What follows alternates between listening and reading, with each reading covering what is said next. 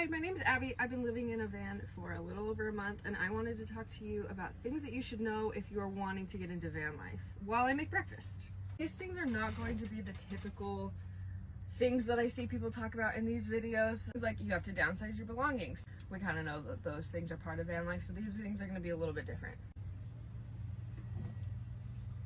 I'm making pancakes and hard-boiled eggs, by the way. So the first thing about building out a van, it will always cost twice as much, and it'll take 3 times as long as you're expecting it to take. We bought our van April of 2024. We thought that it was going to take like 8 months, maybe a year to complete. We're still not even done, but it took us 1.5 years to finally make it so that we could live in it.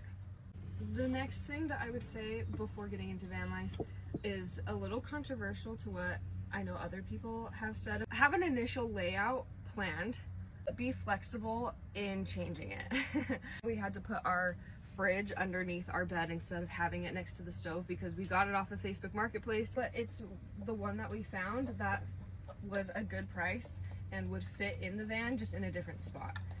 It kind of brings me to my third thing, it really is no blueprint in how to build out vans like there is with houses or different buildings. We constantly found ourselves asking, well, what is everyone else doing? What are other people doing? How are other people building this out? And we would look up different videos and everyone's doing different things. You kind of just have to make it work and do what is going to fit your needs and fit your space. The next thing to keep in mind is that you really don't need a big fancy shop to do a van build. We did most of our build in the driveway of our apartment. We did have my dad's help, and we were able to use his shop for things like our cabinets and our drawers, stuff that needed a little bit more precision. But for the most part, we just did all of this in our driveway with tools that James would bring home from work. Oh, hello, my friends. It's Mom. Hi.